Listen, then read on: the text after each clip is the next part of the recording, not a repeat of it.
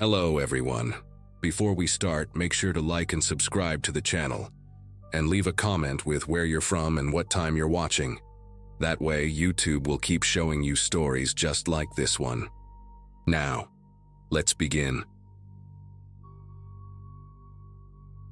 I need people to understand something about what happened to me last summer in the Ozark National Forest. I'm 32, work as an electrician in Little Rock, and I've been hiking solo for about 8 years now. That Saturday in late June started like any other weekend trip. I'd driven out early, parked at a lesser-known trailhead about 40 miles from town, and planned to do a 15-mile loop through some backcountry sections that barely see any foot traffic. The heat was already building by 9 in the morning, that thick Arkansas humidity that makes your shirt stick to your back within minutes. I had my usual gear, lightweight pack, 2 liters of water, some jerky and trail mix, my GPS unit, and a small fixed-blade knife on my belt. The first few miles were peaceful, just me and the sound of cicadas screaming in the trees, the occasional rustling of squirrels, and my boots crunching on the dry pine needles that carpeted the trail. Around noon, I decided to veer off trail for a bit to check out a creek I could hear running somewhere below the ridge I was on. That's when everything went sideways. After bushwhacking down a steep slope for maybe 20 minutes, fighting through thorny vines and dodging spider webs, I pushed through a thick wall of mountain laurel and stumbled right into what looked like someone's camp. But this wasn't your typical backpacker's setup with ultralight gear and leave-no-trace ethics. There were at least 6 or 7 makeshift tents made from blue tarps and rope strung between trees, a fire pit still smoldering with fresh coals, clothes hanging on lines, and trash everywhere. Empty cans of beans, cigarette packs, and dozens of liquor bottles, mostly cheap whiskey and vodka, scattered around like someone had been throwing them after finishing. The smell hit me immediately. Unwashed bodies, rotting food, and something else underneath it all. Something chemical and sharp that made my nose burn.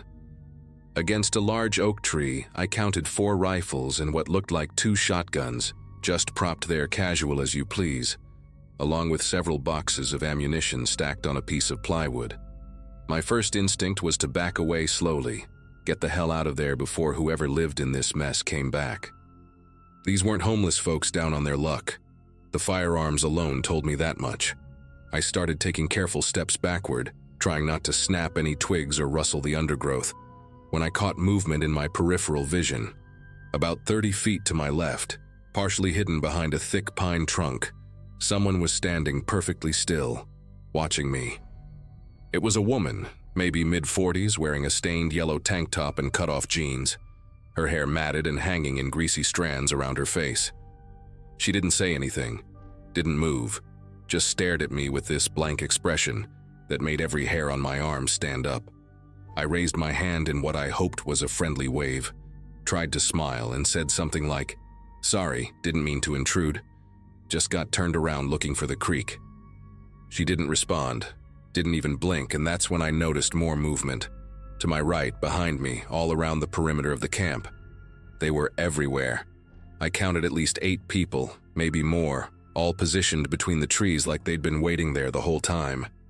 Men and women of various ages, all dressed in worn, dirty clothes, all watching me with that same vacant stare. None of them spoke or made any aggressive moves. They just stood there, strategically placed to block every possible exit route I might take.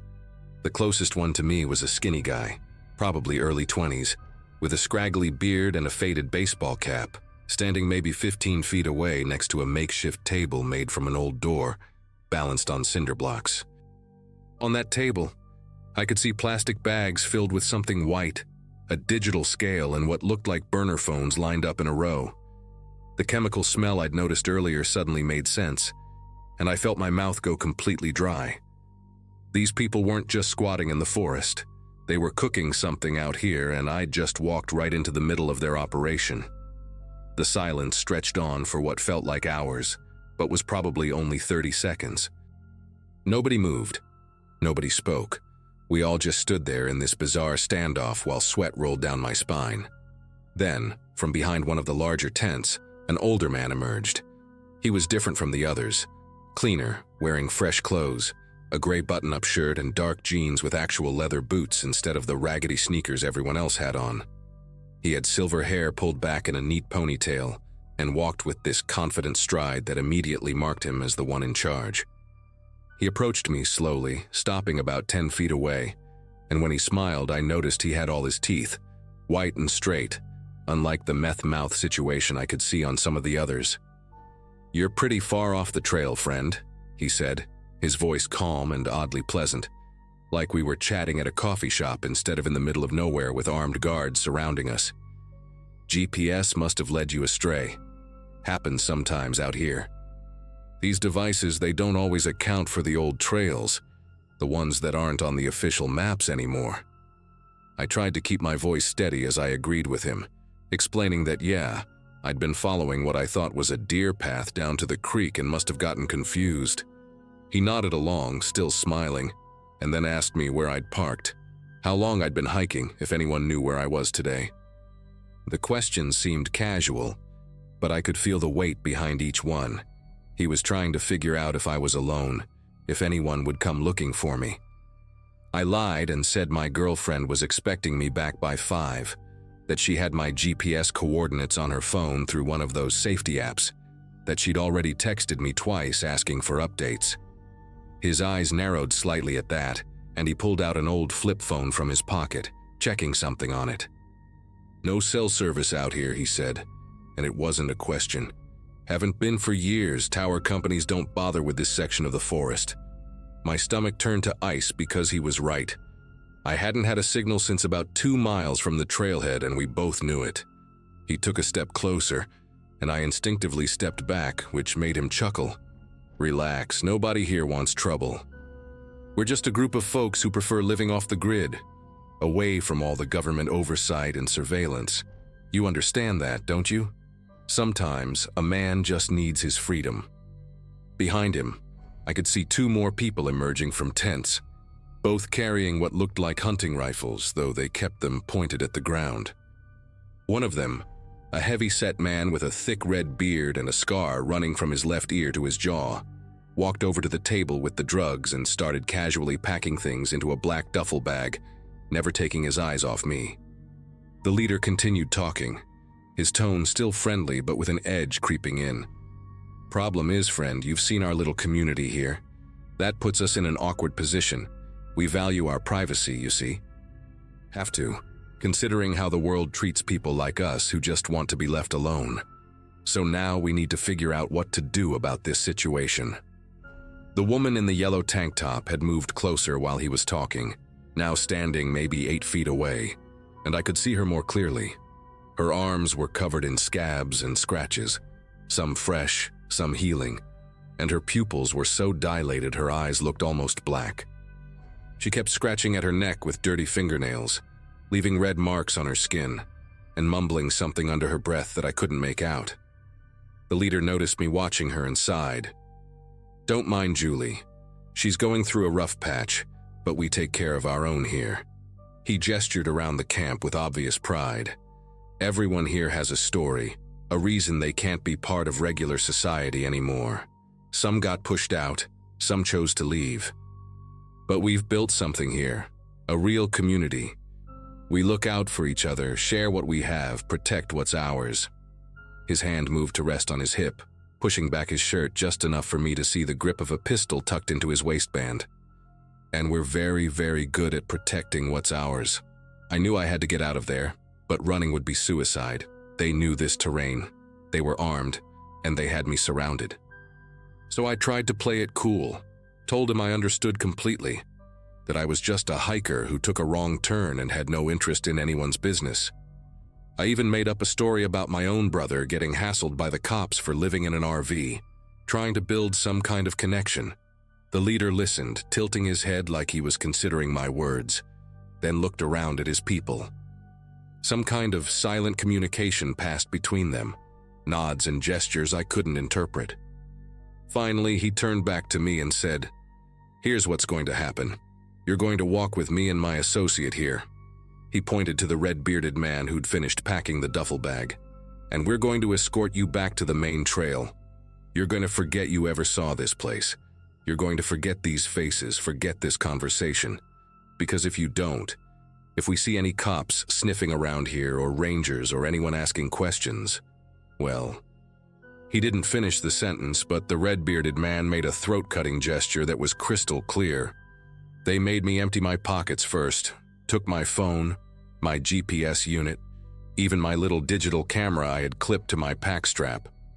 The leader scrolled through my phone's photos while the red-bearded guy checked my GPS history, making sure I hadn't marked any waypoints near their camp. "Clean," the big man grunted, "and they gave everything back except the GPS." "That stays with us," the leader said. "Consider it a small price for your education today." Then we started walking, the leader in front, me in the middle, and the red-bearded man behind me with his rifle now cradled in his arms. The rest of the group stayed at the camp, but I could feel their eyes on us until the trees swallowed us up. We walked in silence for about 20 minutes, pushing through thick undergrowth, following no trail I could see. The leader moved through the forest like he'd been doing it his whole life, never hesitating, never checking a compass. Behind me, I could hear the red-bearded man's heavy breathing and the occasional grunt when he had to duck under a low branch. When we finally reached what the leader called the main trail, though it looked like just another barely visible path to me, he stopped and turned to face me. "Your car's that way," he said, pointing north. "About 3 miles. Should take you an hour if you move quick." He stepped closer, close enough that I could smell coffee and cigarettes on his breath. "I want to be very clear about something. We know what you look like now. We know your name from your license in your wallet. We know you're from Little Rock. If anything happens to disturb our peace here, we'll know who to thank for it. And friend, you do not want that. We have people in town, people who can find anyone, anywhere. This forest is our home, and we protect our home with extreme prejudice," the red-bearded man added. "Saw your parking pass too. Nice blue Ford pickup, Arkansas plates ending in 472. Be a shame if something happened to it on one of those dark city streets." The threat was so casual, so matter-of-fact, that it hit harder than if they'd been screaming at me. The leader gave me one last smile, that same unsettling, friendly expression from before, and said, "You seem like a smart man. Smart men know when to keep their mouths shut. Don't make us regret letting you walk away." Then they turned and melted back into the forest, moving so quietly I lost sight of them within seconds, even though I was staring right at where they'd gone. I stood there for a full minute, making sure they were really gone before I started hiking north as fast as I could without actually running. Those 3 miles felt like 30, and I kept looking back, expecting to see them following me. But there was nothing but trees and shadows. When I finally saw my truck through the trees, intact and alone in the small gravel parking area, I nearly cried with relief. I drove straight home, didn't stop for gas or food or anything, just white-knuckled it all the way back to Little Rock. And you know what? I never reported it. Never told the cops, never told the rangers, never even told my family. It's been 4 months now and I still check my rearview mirror constantly. Still get jumpy when I see a blue tarp or smell that chemical smell. I know those people are still out there, cooking their drugs and living their twisted version of freedom. But I also know they were dead serious about their threats. Sometimes keeping quiet isn't about being a coward. It's about being smart enough to know when you're completely outmatched.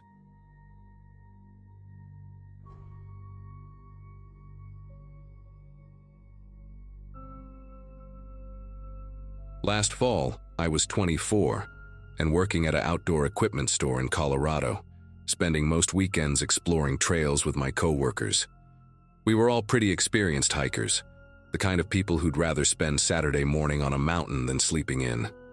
That particular October day started like any other adventure. Me, my coworker Jason, his girlfriend Melissa, and our friend Connor decided to check out a lesser-known trail system about 2 hours from Denver. The weather was perfect, crisp autumn air with golden aspens everywhere, and we'd packed enough supplies for a solid 8-mile loop that was supposed to take us through some beautiful backcountry. I remember joking with Connor about how we'd probably only see deer and maybe some wild turkeys. Nothing more exciting than that. We had no idea what we were about to walk into, or how fast a perfect hiking day could turn into something that still makes me check my rearview mirror whenever I drive through wooded areas. About 3 miles into the hike, Jason spotted what looked like an old logging road branching off from the main trail, barely visible through the overgrown brush and fallen leaves. We weren't in any rush, had plenty of daylight left, and Jason was convinced it might lead to an old mine or cabin. Colorado's full of abandoned stuff like that from the mining days. The path was rough, clearly hadn't been used in years. With thick undergrowth scratching at our legs and low-hanging branches we had to duck under every few feet. After maybe 15 minutes of pushing through this mess, we came into a small clearing where the trees opened up just enough to let in patches of sunlight. Right there in the middle, partially hidden by tall grass and surrounded by rusted beer cans and old campfire remains, was this beat-up white van, probably from the early 2000s based on the shape. The thing looked like it had been there for months at least. The tires were deflated, windows were covered in dirt and pine needles, and rust was eating through the wheel wells. But what caught our attention was that the back doors were slightly open, just a few inches, like someone had tried to close them but they wouldn't latch properly. Connor made some joke about finding a serial killer's hideout, and we all laughed nervously, but curiosity got the better of us. Melissa stayed back a few feet while Jason, Connor, and I approached the van, our hiking boots crunching on broken glass and old leaves. The smell hit us before we even got close. This thick, musty combination of mildew, rotting fabric, and something else I couldn't quite place, like metal mixed with something organic. Jason reached the back doors first and used a stick to push them open wider, the hinges screaming like they hadn't moved in forever. What we saw inside made us all take a step back at the same time. The floor of the van was covered in women's belongings, purses, shoes, jewelry, cell phones, all different styles and sizes, like they'd been collected from different people. But that wasn't the worst part. Bolted to the walls were these heavy-duty metal restraints, the kind you'd see in a prison transport vehicle, with thick chains attached. There were dark stains on the floor beneath them that I didn't want to think too hard about. Melissa whispered that we needed to call the police immediately, and she was absolutely right, but none of us had cell service this deep in the woods. Connor was already backing away, saying we should get back to the main trail and find help. When we heard it, the distinct sound of branches breaking somewhere behind us, not like an animal moving through the brush, but deliberate, heavy footsteps. We all went completely still. Even our breathing seemed too loud in that moment. The footsteps were getting closer, coming from the direction we'd hiked in from, cutting off our path back to the main trail. Jason grabbed a large rock, Connor pulled out his pocket knife, and I picked up a thick branch, though I knew none of these would do much good if whoever was coming meant trouble. Melissa had her phone out, recording everything even though we couldn't call anyone, her hands trembling as she held it up. The footsteps stopped maybe 30 feet away, just beyond where we could see through the thick trees and undergrowth. Then we heard whistling, this slow, casual tune like someone taking a leisurely walk, completely out of place in that terrifying moment. A man's voice called out, friendly and warm, "Hey there, folks. Didn't expect to run into anyone out here." "You lost?" The normalcy of his tone made it somehow worse. Jason squeezed my arm and pointed with his eyes to a small deer path leading uphill to our right. If we needed to run, that was our only option. The whistling started again, getting closer, and then he stepped into view. He was probably in his 50s, wearing faded jeans and a flannel shirt, looking like any regular guy you'd pass at a gas station. He had this genuine-looking smile, laugh lines around his eyes, and was carrying a backpack and what looked like a fishing rod. But his boots, I'll never forget this. His boots had fresh mud on them, really fresh, even though it hadn't rained in weeks and the ground here was bone dry. He glanced at the van and his expression shifted for just a second, this flash of something else before the friendly mask came back. "Oh, you found my old project," he said, walking closer, positioning himself between us and both the logging road and the deer path Jason had spotted. "Been meaning to haul that piece of junk out of here for years. Bought it at an auction. Thought I'd fix it up for camping, but you know how it goes. His explanation came too quick, too rehearsed, like he'd practiced it. Connor, trying to play along, said something about how we were just exploring and should probably head back. The man's smile widened, but his eyes stayed flat and unblinking. "Where you folks parked? I know these woods like the back of my hand, could show you a shortcut."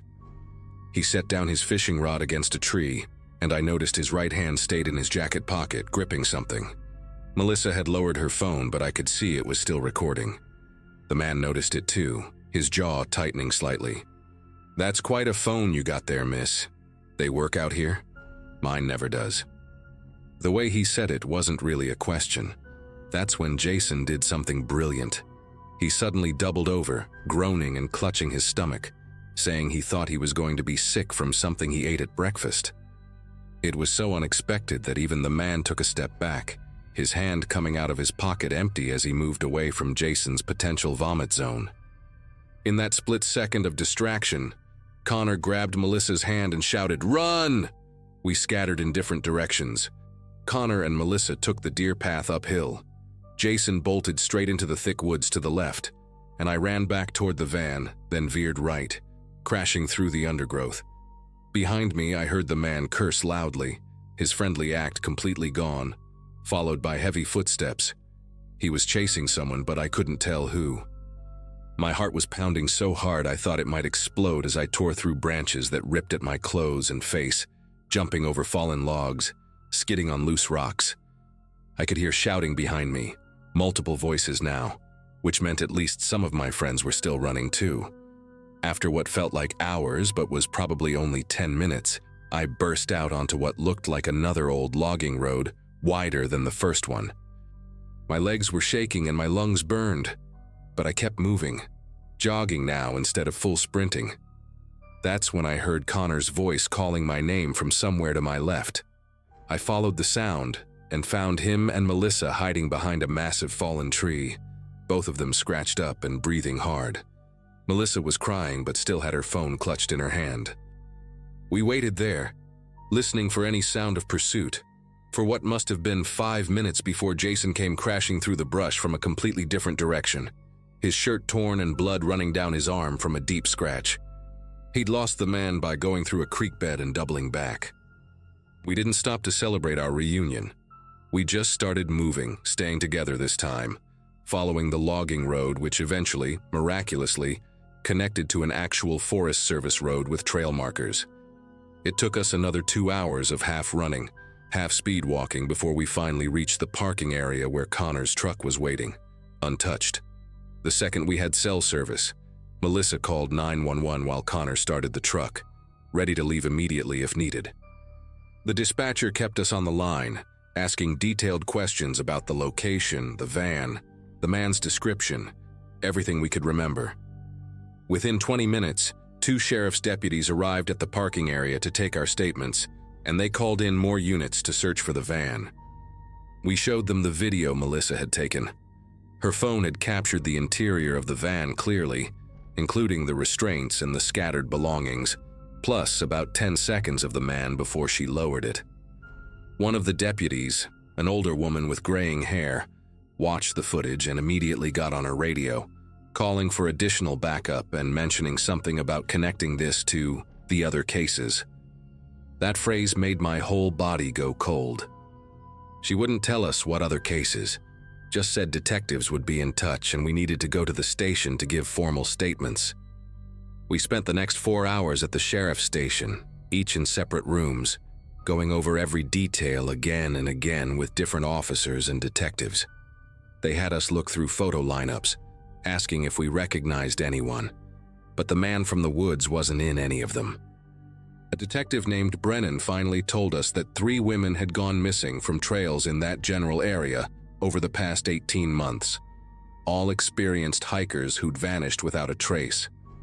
The belongings we'd seen in the van matched descriptions of items the missing women had with them. By the time they let us leave, it was past midnight, and they gave us each a business card with a case number, telling us not to discuss the details with anyone except law enforcement while the investigation was active. They also mentioned that they'd found the location we described, but the van was gone. Just tire tracks in the dirt, and some scattered trash remained. The man had moved it sometime during our escape, which meant he'd gone back while we were running, calm enough to drive that van out of there despite knowing we'd seen everything. The investigation went on for months, and Detective Brennan stayed in touch, calling occasionally with follow-up questions or to show us new photos of potential suspects, but nothing ever came of it. They found the van 2 weeks later, burned out in a ravine about 50 miles away, completely destroyed along with any evidence it might have contained. The man we encountered was never identified or caught. Those 3 missing women are still missing. What haunts me most is how normal he seemed at first, how he could have been anybody, a neighbor, someone behind you in line at the grocery store, a friendly hiker sharing the trail. Jason ended up quitting his job and moving to Arizona, said he couldn't handle being around forests anymore. Melissa and Connor broke up a few months later. She told me once that every time she looked at him, she remembered that day, and it was too much. We all dealt with it differently, but none of us ever went hiking together again. I still live in Colorado, still work at the same store, but I haven't been on a trail since that October day. Sometimes customers ask me for recommendations about that particular area, and I always steer them somewhere else, anywhere else. The police asked us not to share specific details about the case publicly, and I've honored that. Changed some minor things here to protect the investigation, but I needed to tell someone the real story. Last month, Detective Brennan called to tell me there had been another disappearance, this time from a trail about 30 miles from where we'd been. Same pattern. Experienced female hiker vanished without a trace, car found at the trailhead with everything still inside. She asked if I'd be willing to look at some new photos, maybe help with a sketch artist, and I agreed, but I knew it wouldn't matter. That man is still out there, probably with a different van now, maybe in a different state, still whistling that same casual tune while he hunts. If you're reading this and you love hiking like I used to, please just remember, if you ever find something in the woods that shouldn't be there, don't investigate. Don't let curiosity win. Just run. Run and don't stop until you're safe, because some mysteries are better left unsolved, and some monsters look just like everyone else.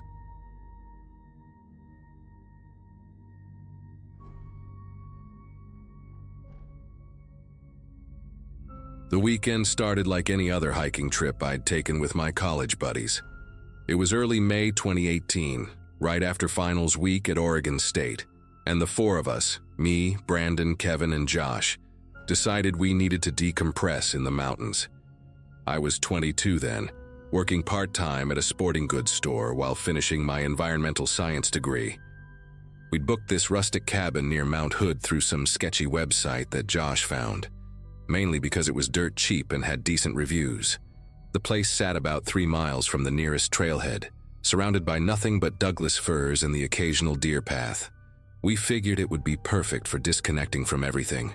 No cell service, no Wi-Fi, just us, our backpacks full of beer and trail mix, and whatever card games we remembered to bring. The first day was exactly what we needed. We hiked about 8 miles on the Pacific Crest Trail, took photos at every scenic overlook, and made it back to the cabin around sunset, exhausted but satisfied. The cabin itself was smaller than the photos suggested. Basically 1 main room with 2 bunk beds, a kitchenette that hadn't been updated since the 70s, and a bathroom where you had to jiggle the toilet handle just right to make it stop running.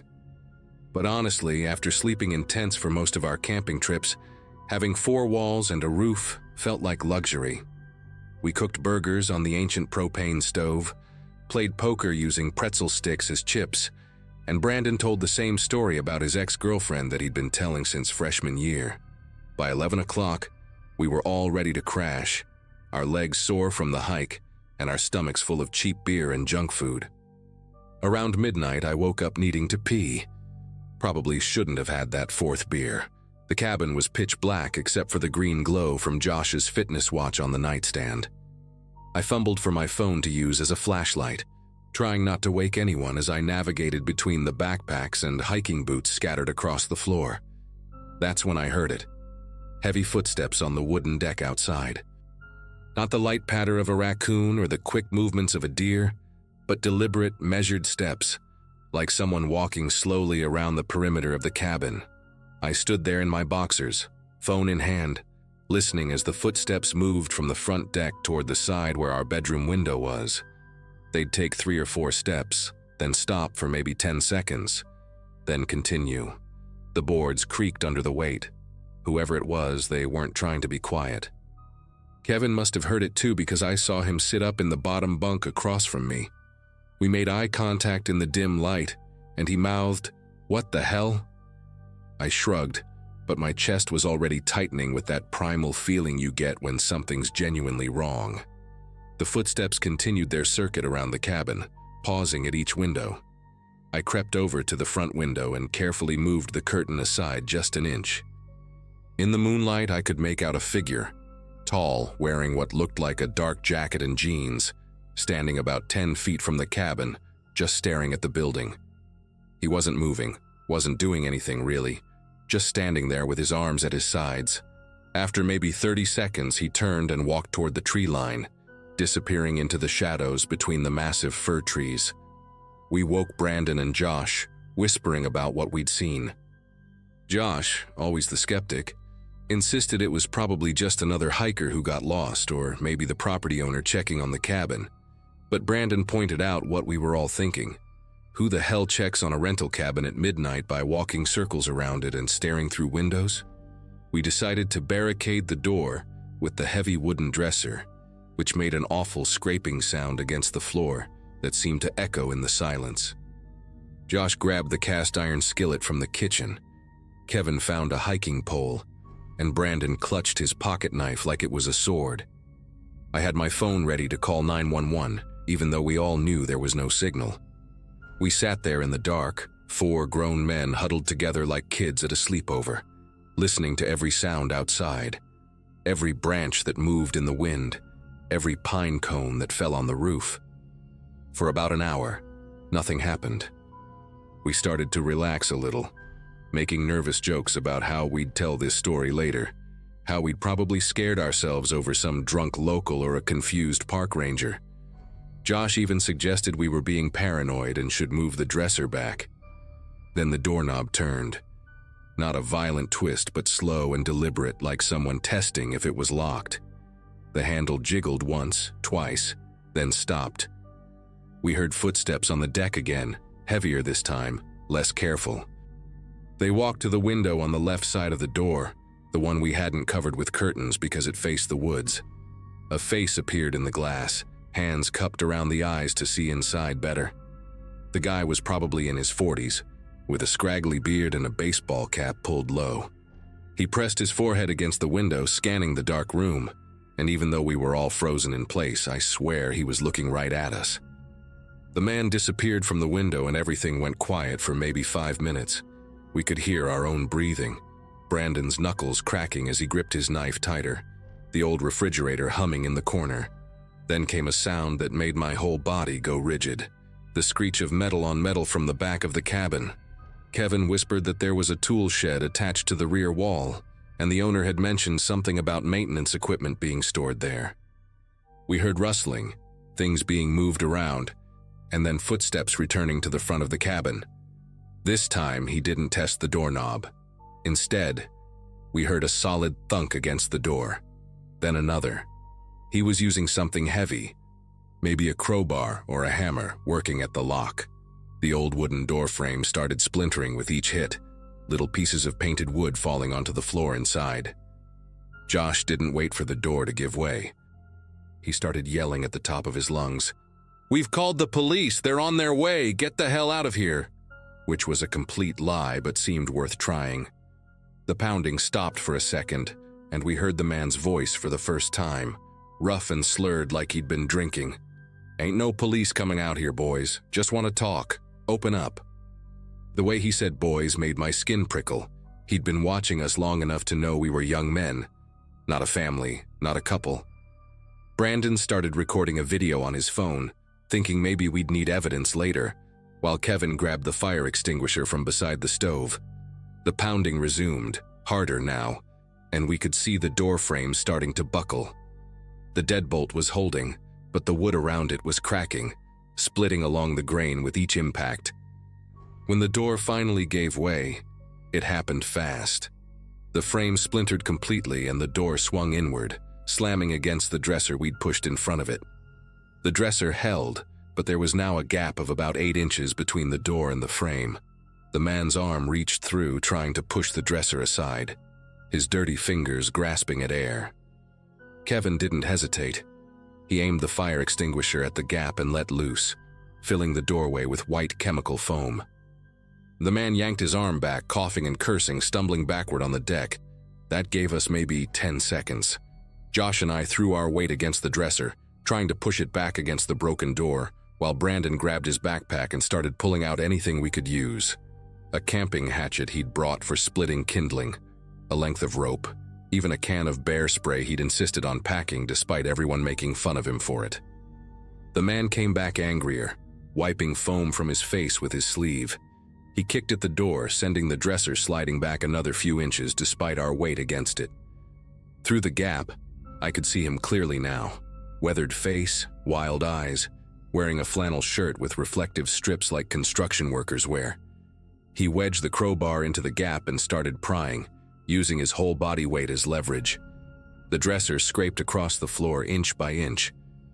Kevin sprayed him again with the extinguisher, but it was running low, producing more of a weak mist than a strong blast. That's when Brandon made his move.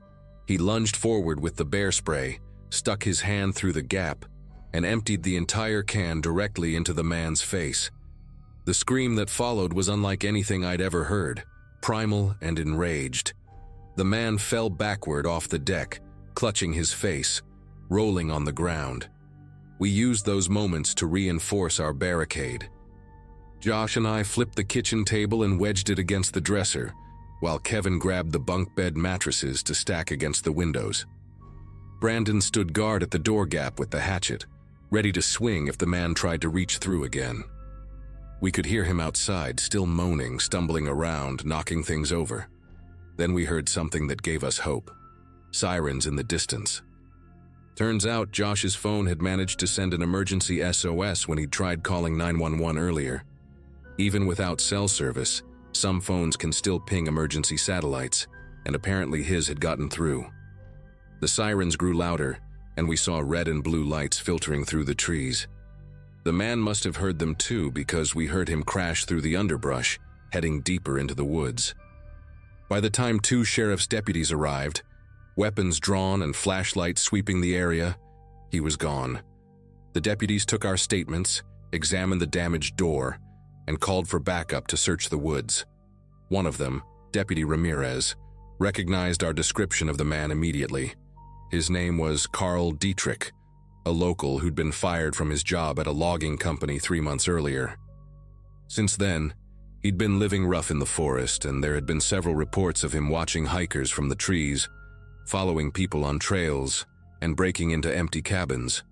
They'd been looking for him for weeks. They found him about 2 hours later, hiding in a drainage pipe about a mile away, still partially blind from the bear spray. We spent the rest of the night giving statements at the sheriff's station, drinking terrible coffee from paper cups. They told us Carl had a history of mental illness and substance abuse, and losing his job had sent him into a spiral. He'd been stalking hiking groups for weeks, but we were the first ones he'd actually tried to confront. The detective said we did everything right, stayed together, fought back, and most importantly, didn't let him inside where he could have cornered us. We drove home that morning in complete silence, everyone processing what had happened. I haven't been camping since.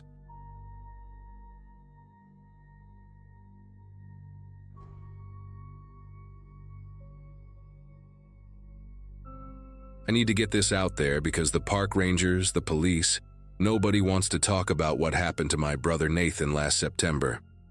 I'm a high school biology teacher in Montana. Been teaching for about 7 years now. And I've always been the rational one in my family.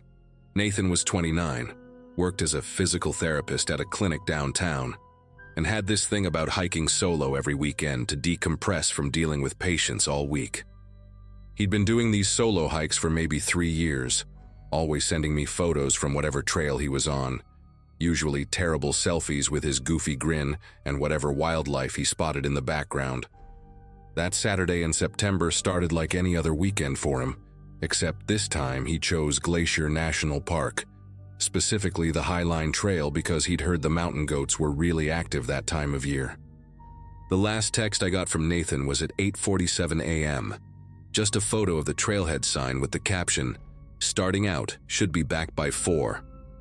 He was wearing his bright orange jacket, the one our mom bought him specifically so he'd be visible to hunters, even though hunting wasn't allowed in the park.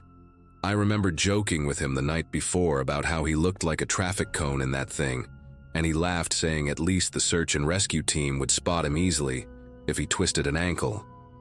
The trail he picked was one of the most popular in the park, especially on a Saturday morning in early fall, when the weather was perfect, about 65 degrees with clear skies. There must have been at least 40 other hikers who started that same trail within an hour of Nathan, based on what the rangers told us later. The parking lot was nearly full when he arrived, and several people remembered seeing him because of that orange jacket, stretching by his blue Toyota pickup, adjusting his backpack straps, doing his usual pre-hike routine. Around 2 p.m. I got a weird feeling in my chest, like when you're taking a test and suddenly realize you studied the wrong chapter. I tried calling Nathan just to check in, which wasn't something I normally did during his hikes, but the call went straight to voicemail. I figured he was in a dead zone, happens all the time in the mountains, so I left a stupid message about remembering to bring me one of those Huckleberry energy bars from the gift shop. By 5 p.m., when he hadn't texted that he was back at his truck, I started getting concerned. Nathan was obsessive about letting me know when he finished a hike, ever since that time 3 years ago when he forgot to check in and our mom called the rangers. By 6 p.m., I was calling the park service myself, trying not to sound like an overreacting family member, explaining that my brother was experienced but always checked in, and this wasn't like him at all. The initial search started that evening, just a couple of rangers driving the road and checking the parking areas. Nathan's truck was still there, locked, with his wallet tucked under the passenger seat where he always left it. They figured maybe he'd twisted an ankle and was slowly making his way back. Happens more often than you'd think. But then this couple, the Andersons from Wisconsin, came forward with something that made everyone pause. They'd been hiking back around 1:30 p.m. and saw Nathan about 3 miles in, standing beside the trail next to a massive Douglas fir tree. Mrs. Anderson remembered specifically because Nathan had helped them take a photo at a scenic overlook about 10 minutes earlier, and she'd commented on his jacket, saying her grandson had the same one. When they passed him by that tree, he was just standing there, his backpack on the ground beside him, looking up into the branches like he was watching something. Mr. Anderson had asked if everything was okay, and Nathan had turned, given them this huge smile, and said, "Just perfect, actually. Have a great hike." They thought it was weird that he was stopped in such a random spot, not a viewpoint or anything special, just a regular stretch of trail, but figured maybe he'd seen a bird or something.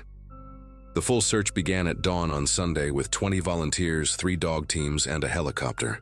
I drove through the night from Montana to join them, running on gas station coffee and pure adrenaline. The search coordinator, a woman named Ranger Fielding who'd been doing this for 15 years, walked me through their grid pattern, showed me on the topographic map where the Andersons had seen Nathan. She kept reassuring me that most missing hikers are found within the first 48 hours, usually dehydrated, but fine. The dogs picked up Nathan's scent immediately from his truck and followed it precisely to that exact spot by the Douglas fir, 3 miles in. Then nothing. Not a single trace beyond that tree.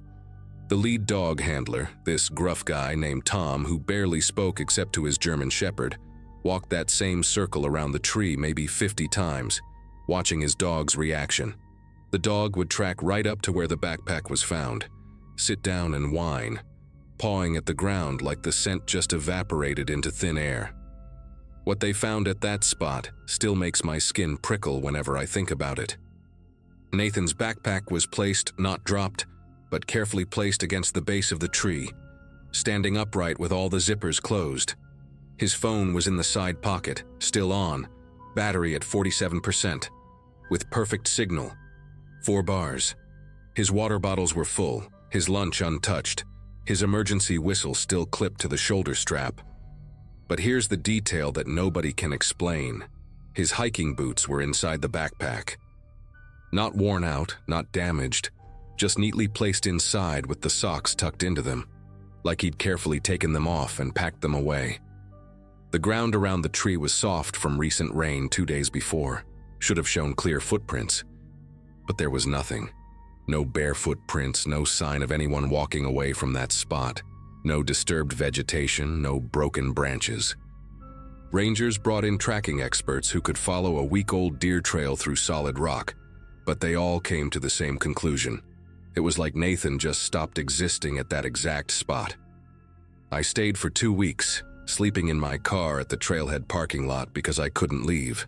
Every morning I'd hike to that tree, sometimes with search teams, sometimes alone, just staring at the spot, trying to understand. Other hikers would pass by, completely unaware they were walking through what had become a crime scene, though there was no crime anyone could identify. I started talking to everyone who'd been on the trail that day, became obsessed with finding someone, anyone who'd seen something after the Andersons. That's when I met Gregory Watts, a retired Forest Service employee who'd been hiking that same trail for 30 years. He hadn't seen Nathan, but when I described the exact location, his face went pale. He told me that in 1987, a woman named Carol Dunham had gone missing from that exact same spot. Same circumstances, backpack found neat and tidy, shoes inside, no tracks leading away. They never found her either. He said the old-timers who worked the park back then called it a quiet spot, wouldn't elaborate on what that meant, just said sometimes the forest chooses to keep someone. The investigation went on for months, but the official search was called off after 3 weeks. They brought in cadaver dogs, thermal drones, even some professor from the university with ground-penetrating radar. Nothing. Nathan's phone records showed no calls after my attempt at 2 p.m., but here's something that still bothers me. His phone's GPS showed him at that tree from 1:28 p.m. until 1:31 p.m. Then the location services just stopped updating. Not turned off, not lost signal, just stopped recording data while the phone stayed on. The FBI got involved briefly because of the bizarre circumstances, ran all these background checks thinking maybe Nathan had staged his own disappearance. But his bank accounts were untouched. His apartment was exactly as he'd left it, with dishes in the sink and laundry in the dryer. His passport was still in his desk drawer. The agent assigned to the case, Agent Coleman, told me off the record that in 40 years of missing persons cases, she'd never seen anything like it. She said usually there's something, a mistake, a clue, some tiny detail that doesn't fit. But with Nathan, everything was perfectly wrong in a way that made no logical sense. 4 months after Nathan disappeared, I got a call from a number I didn't recognize. It was a woman named Janet Holloway, who said she'd been following Nathan's case online and needed to talk to me. She drove 8 hours from Idaho to meet me at a diner near the park. Janet's daughter Rebecca had vanished on a popular trail in Yellowstone in 2016, same exact scenario. Backpack found perfectly arranged, shoes inside, phone still powered on, no tracks. But Janet had something else, something the authorities had dismissed.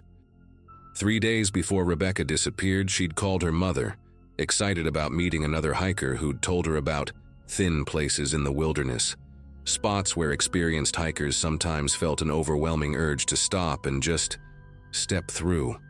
Rebecca had laughed it off as New Age nonsense, but she'd mentioned the hiker had specifically warned her to never take her shoes off if she felt that urge, that it was like an invitation.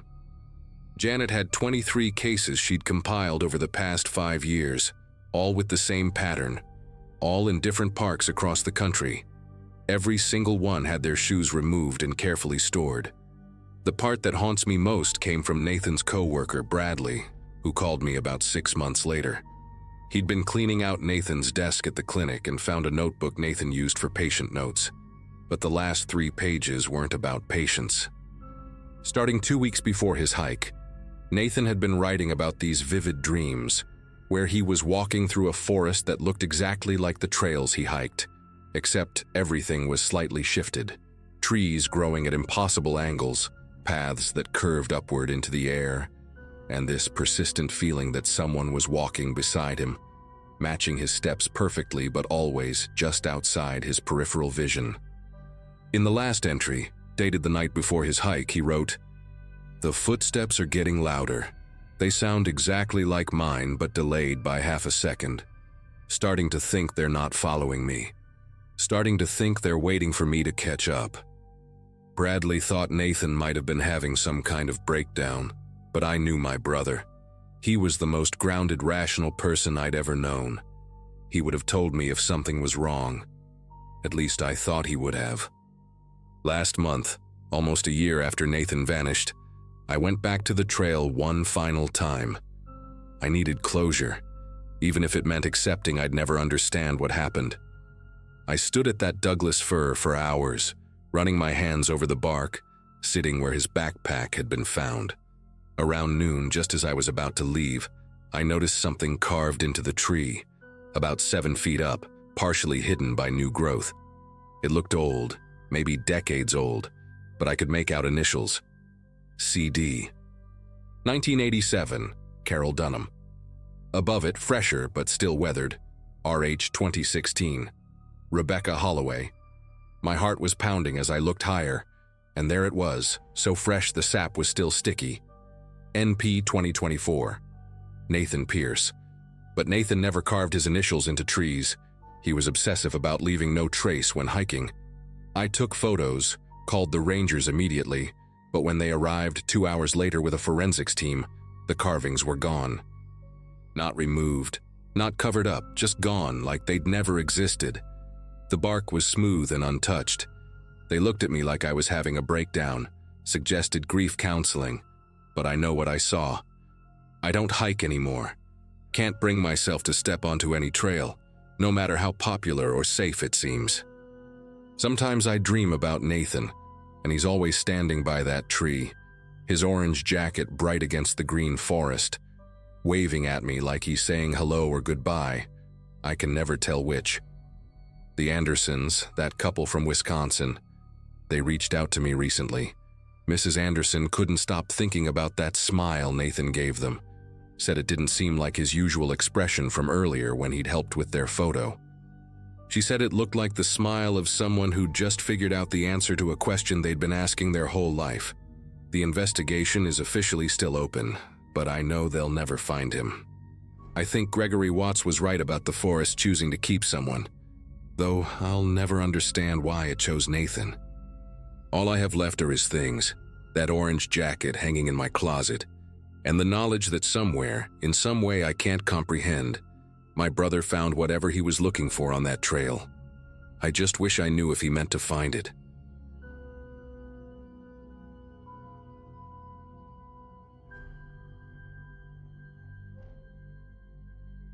The search dogs went absolutely insane when they reached that spot. Barking, whining, spinning in circles like they'd hit an invisible wall. And then nothing. Complete silence.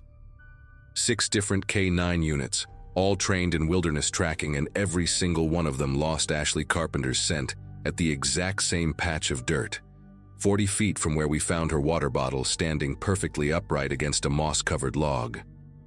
I've been volunteering with search and rescue for 8 years now, seen dozens of missing hiker cases, but I've never witnessed anything like what happened in those woods last week. Ashley was my roommate's younger sister, 24 years old, fresh out of nursing school with a job lined up at Harborview Medical Center.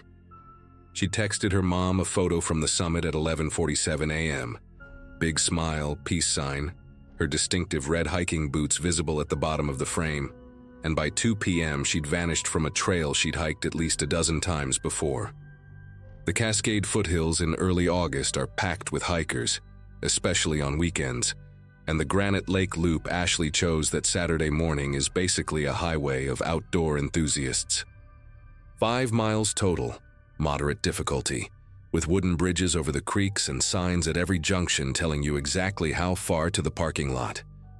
When Ashley didn't show up for her 7 p.m. shift at the hospital, her supervisor immediately called her emergency contact. Her car, a beat-up Subaru with nursing textbooks still visible in the back seat, was sitting right there in the trailhead parking lot where she'd left it. Her hiking permit was filled out correctly, displayed on the dashboard, listing her expected return time as 4 p.m. The first search teams deployed within 2 hours of the missed shift call, and I joined them the next morning, thinking we'd find her with a twisted ankle somewhere just off the trail, embarrassed but safe. Day 2 changed everything. Around 11 a.m., Frank, a veteran search volunteer with silver hair and knees that clicked when he walked, spotted something blue about 300 yards off the main trail, down a steep embankment covered in devil's club and blackberry thorns.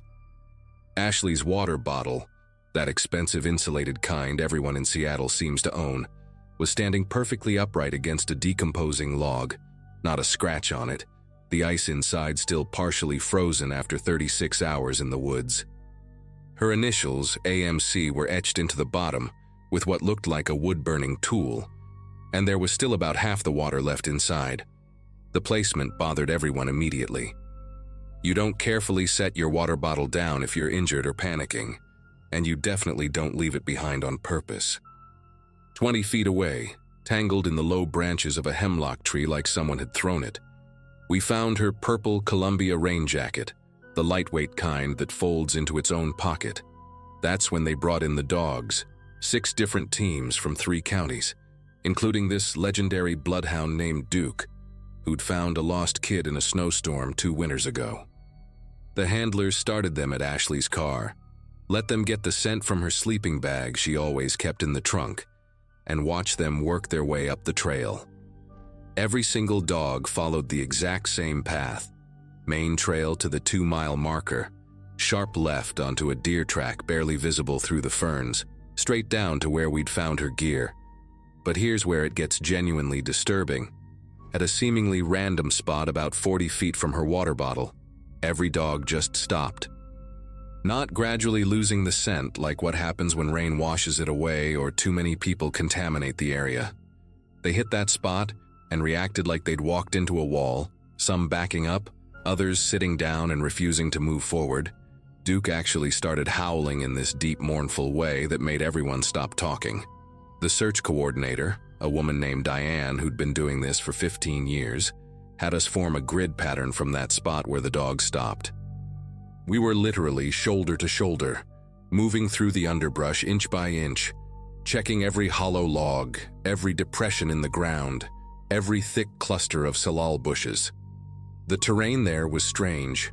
Not quite a clearing, but not dense forest either, with these odd gaps between the trees where the canopy opened up in almost perfect circles. The ground was covered in this thick, spongy moss that made it hard to see if it had been disturbed, and underneath, the soil was dark and loamy, almost black. We found animal tracks, deer, raccoons, what looked like coyote, but no human footprints beyond that mysterious stopping point. The forensics team took soil samples, photographed everything, even brought in ground-penetrating radar, but the equipment kept malfunctioning, showing these weird readings that the operator said he'd never seen before, like the density of the earth kept changing every few feet.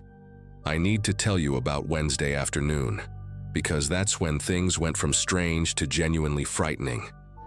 We'd expanded the search radius to almost 2 miles from where her gear was found, and I was paired with this retired firefighter named George, who kept talking about how the birds were too quiet.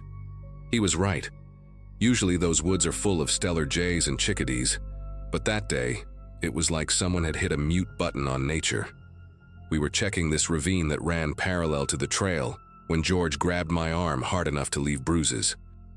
About 50 feet below us, partially hidden by a massive root ball from a fallen cedar, there was what looked like fresh digging, not natural erosion or animal activity, deliberate human-sized excavation with the dirt piled neatly to one side.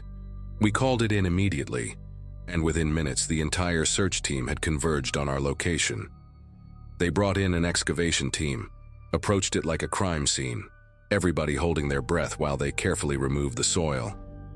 The hole was empty, but it wasn't just empty.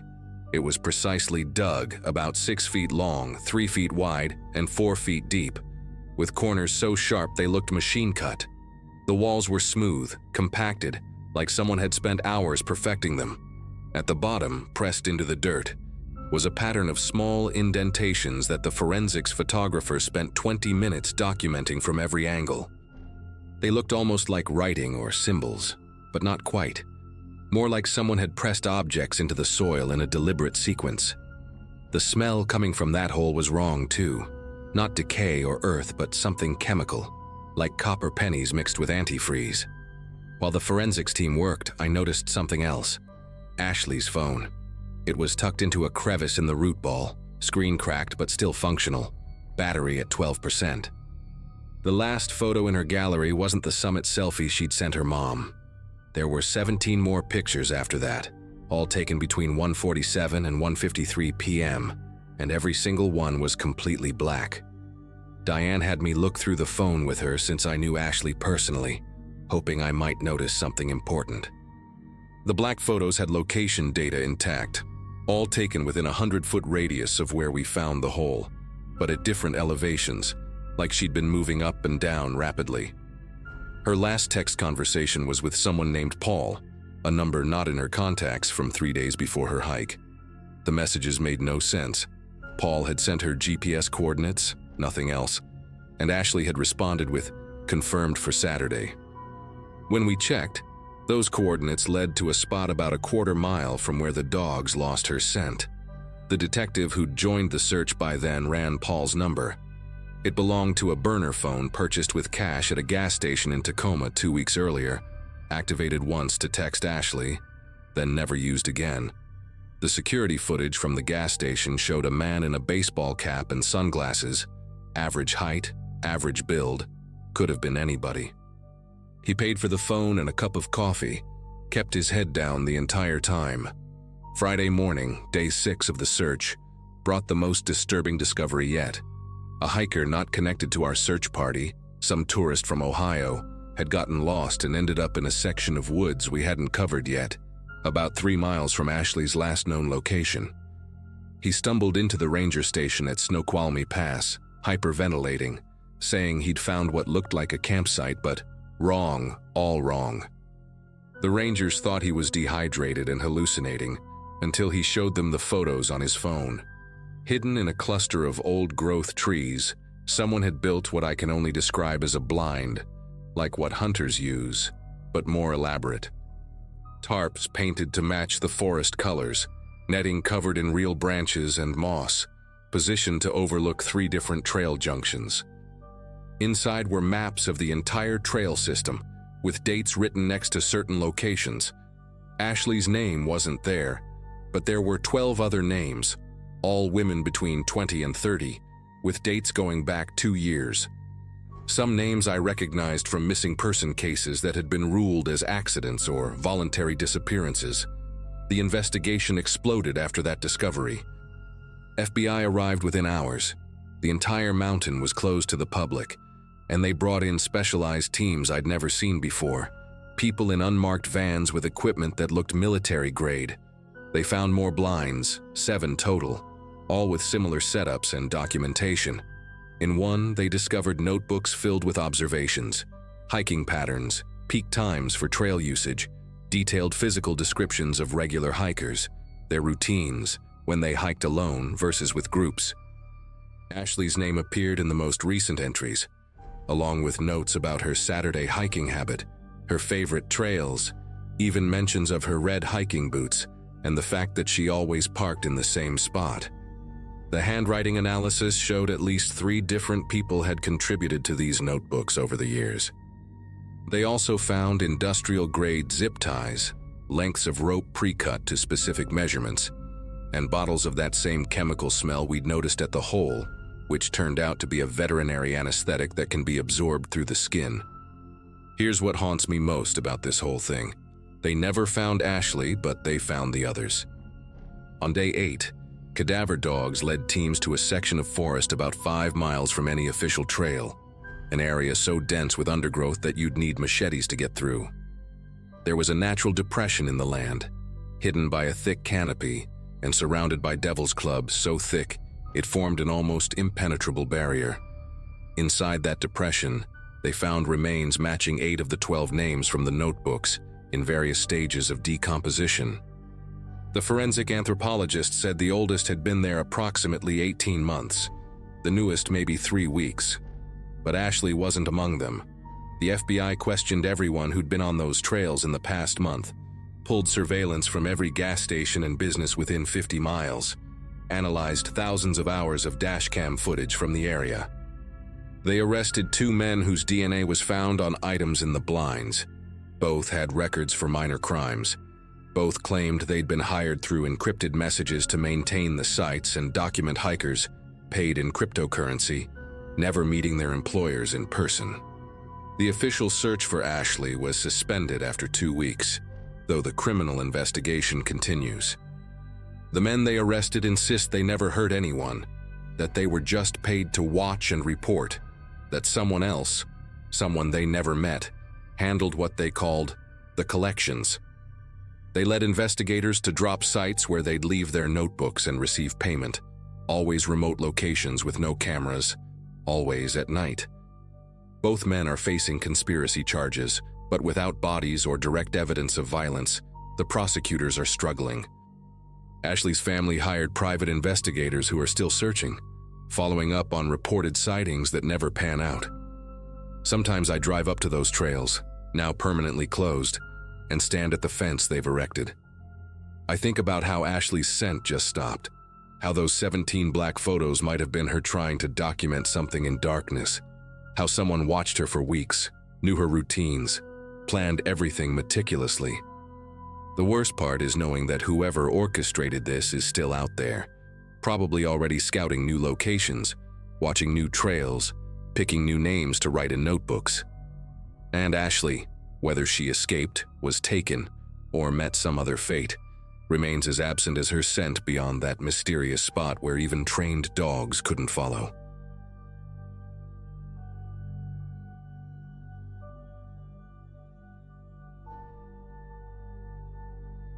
Teaching art to elementary school kids in a small Pennsylvania college town wasn't exactly thrilling at 27, but it paid the bills. Every day felt like a copy of the last one. Show up at 8, demonstrate how to mix tempera paints, help tiny hands cut construction paper, clean glue off desks, go home to my studio apartment, watch Netflix, sleep, rinse and repeat 5 days a week. The weekends were different though. For about 2 years, I'd been hiking solo every chance I got, driving out to different trails within a couple hours of town. No lesson plans, no sticky fingers grabbing at my sleeves, no parent emails about why their kid got paint on their uniform. Just me and miles of dirt paths winding through the trees. That Saturday in early April, I'd set my alarm for 5:30 to hit Pine Creek Gorge, this massive canyon about an hour north that locals call the Pennsylvania Grand Canyon. The northern trailhead parking lot only had 2 other cars when I pulled in around 7 that morning, which meant I'd have the trail mostly to myself. Perfect hiking weather too, about 50 degrees, clear sky, everything still damp from overnight rain that made the whole forest smell alive and earthy. My pack had all the usual gear: 3 liters of water, homemade granola bars, basic first aid supplies, pepper spray on my hip, phone with a portable charger. The plan was to do this 12-mile loop I'd hiked probably 15 times before, be back at my car by 3, then grab a beer and burger at this place in town that did trivia nights. About 3 miles in, right when the trail starts climbing toward the ridge overlook, I caught this thin column of smoke rising through the trees maybe 200 yards to my left. Not forest fire smoke, too contained for that. More like a campfire, except there weren't any campsites in that section. The smell hit me next, this weird mix of burning herbs and something sharp, almost chemical. Should have ignored it, kept moving, but I started thinking maybe some inexperienced hikers were lost or in trouble. Pushing through the underbrush wasn't easy, lots of thorny bushes and low branches that kept snagging my pack. The ground was muddy and covered with last fall's leaves, making every step slippery. As I got closer, I could hear voices, low and rhythmic, almost like chanting, but not quite. Through the trees, I finally saw them. 5 men sitting in a rough circle around a small fire. They all looked to be in their 40s or 50s, wearing regular hiking clothes, but somehow seeming completely out of place. Each one had a piece of wood in their hands, maybe 8 inches long and thick as a broom handle, and they were using pocket knives to carve something into them. The way they moved was synchronized, like they'd practiced this exact thing 100 times before. Their voices overlapped in this monotone mumbling that didn't sound like English or Spanish or any language I recognized. The one facing my direction had this shaved head with a birthmark shaped like a crescent moon above his left ear, and he was the first to notice me. His eyes locked onto mine instantly, pale gray eyes that didn't blink, didn't show surprise, didn't show anything really. He kept carving while staring right at me, and one by one, the others turned their heads to look too. Nobody said hello. Nobody asked if I was lost. Nobody acted like normal people would when a stranger stumbles onto their campsite. The man directly across from the bald one had this thick red beard with gray streaks and was wearing a faded green jacket with duct tape patches on the elbows. To his left sat a younger guy, maybe 30, with acne scars covering his cheeks and a weird tattoo of what looked like tree roots climbing up his neck. They all just kept carving and staring, and I realized the symbols they were cutting into the wood weren't random. They were deliberate patterns, almost like letters, but not from any alphabet I knew. "Sorry, didn't mean to interrupt," I managed to say, taking a step backward.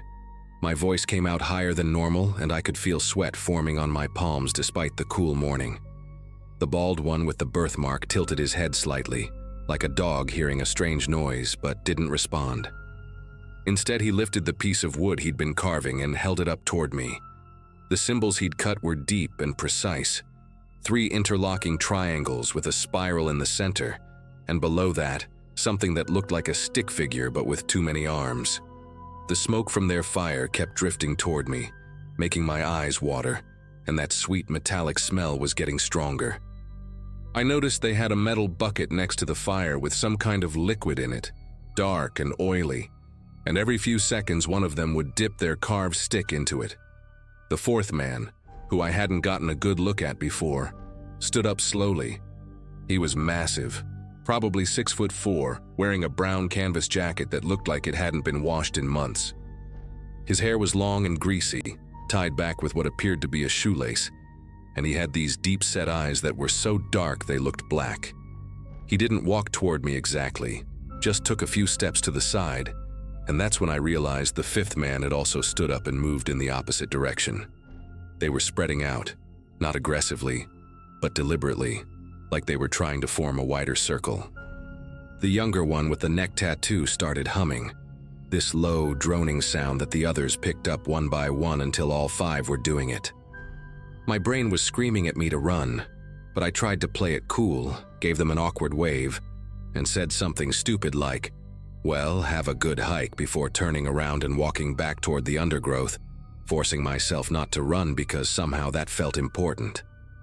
Getting back through the bushes seemed to take forever, every snapping twig under my feet sounding like a gunshot. Once I hit the main trail, I picked up my pace, not quite jogging but definitely speed walking. My heart was pounding so hard I could hear it in my ears, and I kept glancing back every few seconds. Nothing, just trees and empty trail. After about 5 minutes, I finally let myself breathe normally, and even laughed a little at how paranoid I was being. They were just weird guys doing some strange ritual thing, probably some New Age nature worship group or something. But then I heard it, a branch breaking somewhere behind me, maybe 50 yards back. Then another. The sounds were spaced out, deliberate, like someone trying to maintain distance but definitely following. I pulled out my phone to call 911 but had no signal, which wasn't unusual for that part of the gorge, but felt particularly awful right then. I knew the trail well enough to know there was a park ranger station about 2 miles ahead, right where the loop trail intersects with the Blue Blaze trail that goes down to the creek. 2 miles. I could do 2 miles. I started actually jogging now, not caring if they knew I was scared. The footsteps behind me picked up too, and then I heard that humming again, but louder, coming from multiple directions. They weren't all behind me anymore. Some had gone around through the woods and were moving parallel to the trail. I could catch glimpses of movement through the trees, a flash of that green jacket here, the tall one's brown canvas there. They were keeping pace with me easily, and I realized they knew these woods way better than I did. The worst part was when the humming would stop for a few seconds, and all I could hear was my own ragged breathing and their footsteps getting closer, spreading out wider, like they were hurting me somewhere specific. My legs were burning, and my pack kept bouncing against my back, throwing off my balance. Up ahead, I saw a fallen tree blocking part of the trail. Huge thing. Probably came down in a storm, with its root system torn up and creating this wall of dirt and tangled roots about 8 feet high. I had to slow down to climb over it, and that's when the bald one appeared on the trail behind me, maybe 30 feet back.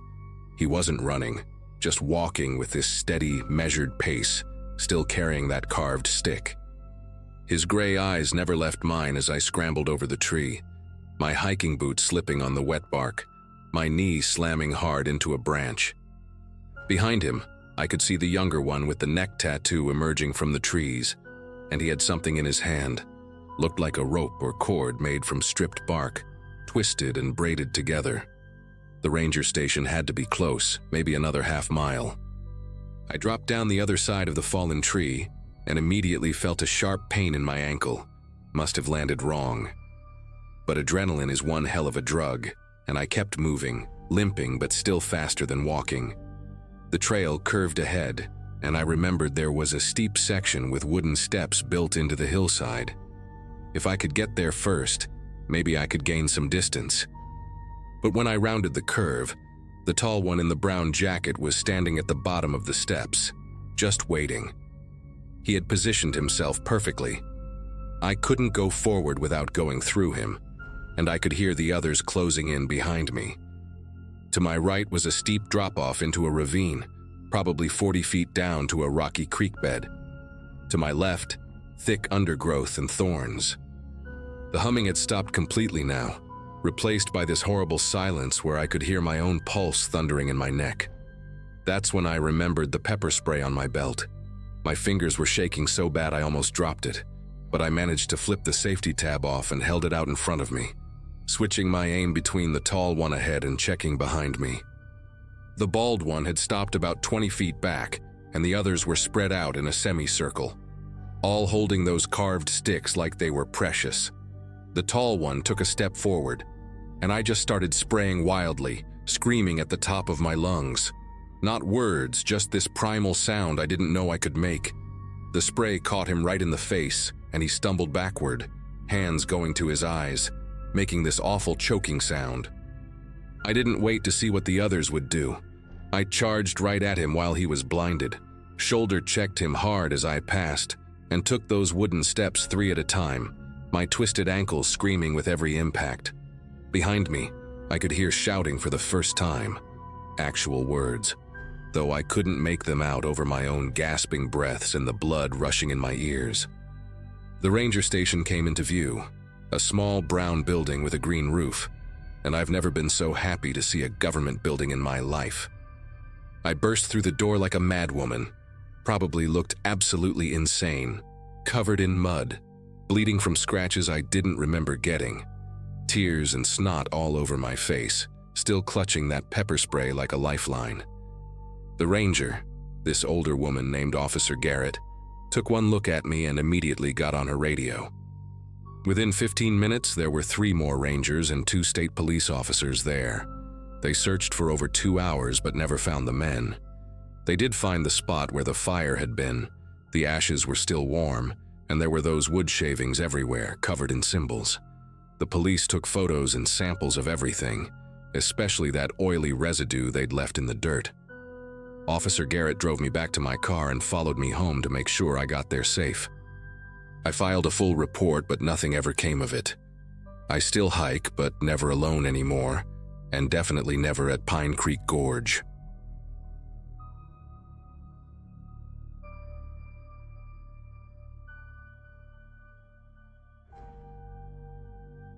The trail that afternoon was supposed to be nothing more than a chance for me and my two friends, Lauren and Emily, to get away from classes and breathe a little. We had driven out early, parked near the visitor center, and packed light. Just some water, snacks, and a blanket we thought we'd spread out once we reached one of the overlooks. The kind of day where you don't expect much, just trees, the crunch of gravel under boots, and conversations that wander as much as the path itself. By the time we reached the halfway point, we had already crossed paths with several other hikers, most of them couples or small families. There was only one person who stood out, a man walking alone, wearing a faded green windbreaker, carrying no visible backpack and keeping his hands tucked inside the pockets as if he didn't have a reason to use them. We stepped aside when he passed, offered the polite nod strangers give on the trail, and thought nothing of it. Hours later, the air had shifted. Shadows stretched longer across the dirt, and the temperature began to slip just enough that I pulled my hoodie tighter.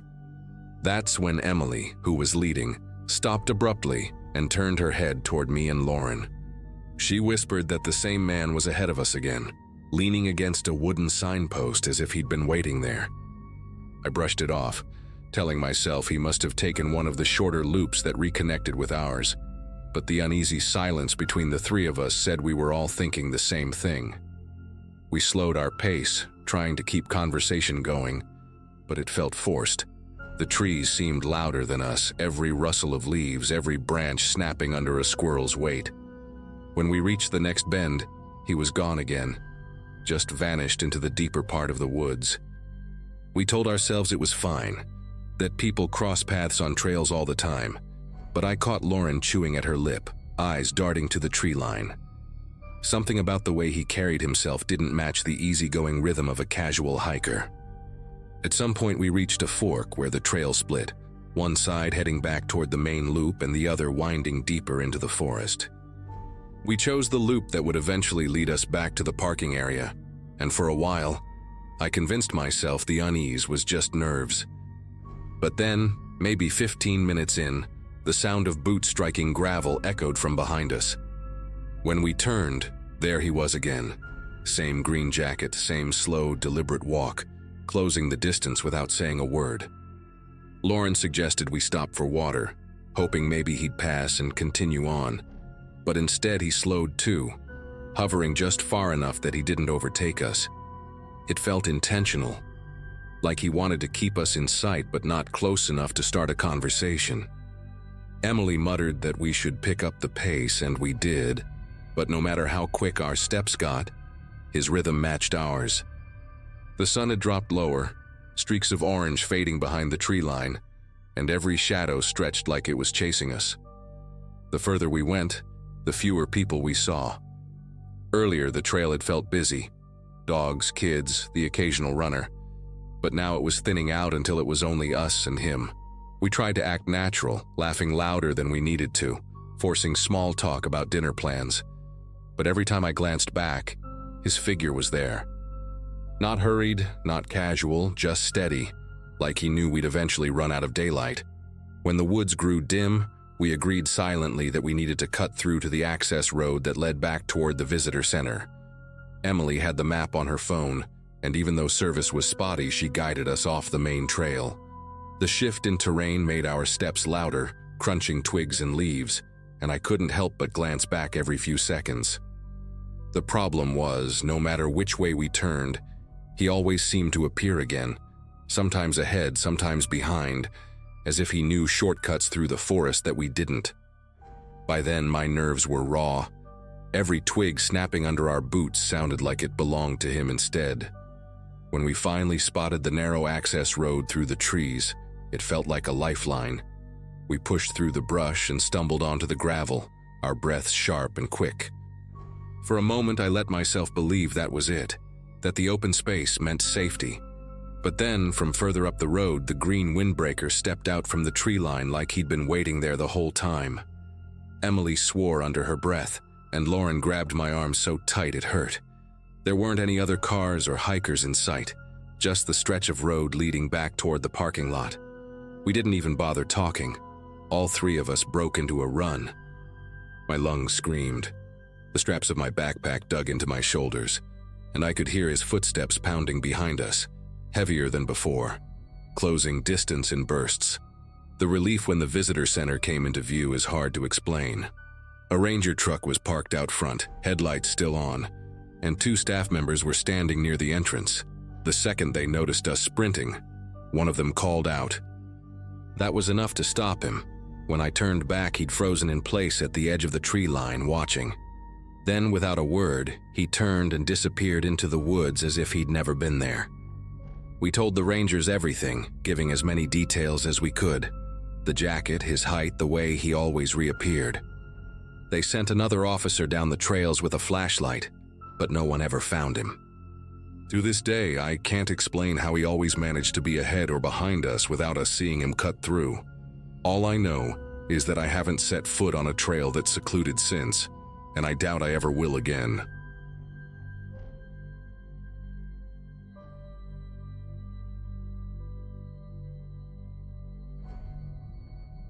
It was a fall break a few years back when my brother and I decided to get out of the city for a couple of days. He had just finished his first semester at a community college, and I was stuck in a dead-end retail job that left me restless most nights. We thought a quick hiking trip would be the kind of reset we both needed. The national park we picked wasn't one of those huge tourist traps. It was quieter, with long stretches of forest where you could walk for hours without hearing another person's voice. That solitude was exactly what drew us there in the first place. My brother's name is Daniel, and he's always been more adventurous than me. He has this way of convincing people, especially me, that just 1 more mile is no big deal. That morning, we had been following a marked trail with the usual colored blazes painted on trees. The leaves had started to turn, and the canopy above us filtered the sunlight in patches of amber and green. Everything felt calm, almost too calm. Like the kind of peace you don't notice until it stretches on a little longer than you expect. Somewhere along the way, Daniel pointed out carvings on a cluster of pines just off the main trail. They weren't the official blazes. These looked more like someone had hacked at the bark with a hunting knife. The cuts were rough but deliberate, each one forming an arrow pointing deeper into the woods. It didn't look like vandalism. It looked like a system, as if someone had taken time to mark a path for others to follow. Daniel got that look in his eyes, the one that always meant we were about to do something dumb just for the thrill of it. I argued, of course. I told him we didn't know where it led, that it wasn't on the map, and that the sun would start dropping before too long. But he laughed, said we had plenty of daylight left, and started down the unmarked trail before I even gave an answer. I didn't want to be the boring older brother trailing behind, so I followed. At first, it felt exciting, like we were in on a secret no one else knew about. The forest grew thicker, quieter, and the air had this faint smell of damp earth and cedar that clung to my jacket as we walked further from the main path. The deeper we went, the stranger it felt. The official trails always had a certain look to them: trampled dirt, a few discarded water bottles, maybe even a bench or two at scenic spots. This one had none of that. The ground was soft and uneven, with roots jutting out like bones under skin. I noticed the arrows weren't random either. They always appeared right when the path seemed to fade, guiding us forward like breadcrumbs. Whoever made them didn't want anyone to turn back easily. It didn't sit right with me, but Daniel treated it like some kind of treasure hunt. After maybe an hour, the forest around us felt denser. The canopy blotted out most of the sky, and the sounds of the park, distant voices, the rush of a creek, had disappeared. What replaced them was silence, the heavy kind that makes your ears ring. That's when I realized I hadn't seen any animals for a while. Not a squirrel, not a bird overhead. Just us, walking deeper into a place that didn't feel like it belonged to the rest of the park anymore. At one point, we reached a clearing with an old tree stump in the center. The bark had been stripped off, and carved into the flat surface was the same arrow symbol we'd been following. Only this one was bigger, etched carefully like it was meant to be a landmark. Daniel touched it like he was impressed, but I felt a sharp unease. It wasn't a random shortcut. This trail was organized, intentional. Someone had gone through the effort of creating it, and that someone didn't want casual hikers to know about it. I told Daniel again we should turn back, but he shrugged me off and kept going. The arrows beyond that point grew rougher, almost rushed, but they still pushed us forward. I remember thinking how far we'd wandered because when I checked the time on my phone, more than 3 hours had passed since we left the main trail. No reception bars, of course. The air felt cooler, heavier, and even though the sun shouldn't have been setting yet, the woods seemed darker than they had any right to be. By the 4th hour, Daniel finally admitted we were lost. The arrows kept showing up, but instead of reassurance, they felt mocking. I tried to retrace our steps, but the forest looked the same in every direction. The air was damp, and I swear I could smell smoke somewhere far off, though there were no campgrounds marked in this section of the park. The deeper we walked, the more I felt like we weren't supposed to be there at all, like we'd stepped into a place that existed just outside the edges of the official map. We eventually stumbled across something that made my skin crawl. Another clearing, this one with a crude wooden structure leaning against a cluster of trees. It wasn't a shelter in the normal sense. It looked more like a blind someone would use for hunting, except it had carvings all over the planks. The same arrow shapes scratched over and over until the wood was scarred with them. Daniel tried to laugh it off, but I couldn't shake the thought that this wasn't a random trail. It was built to funnel people here. That was the breaking point. I forced Daniel to agree that we needed to turn around, even if it meant backtracking blindly. We walked for hours, ignoring the arrows, heading whichever way the terrain sloped until we finally heard water. Following the sound brought us to a stream, and from there we managed to reconnect with a marked trail, just as the last light faded. I don't think I've ever felt relief hit so hard as when I saw that painted blaze again. To this day, I wonder who created that path. It wasn't some ranger's shortcut. There were no signs, no records, nothing on any map we checked afterward. The fact that the arrows led deeper and deeper instead of circling back is what unsettles me the most. Someone wanted strangers to follow, and they made damn sure the way out wasn't easy. We never told anyone at the park office. Part of me still regrets that, but another part is glad I didn't have to explain why 2 brothers followed a trail that was never meant to exist.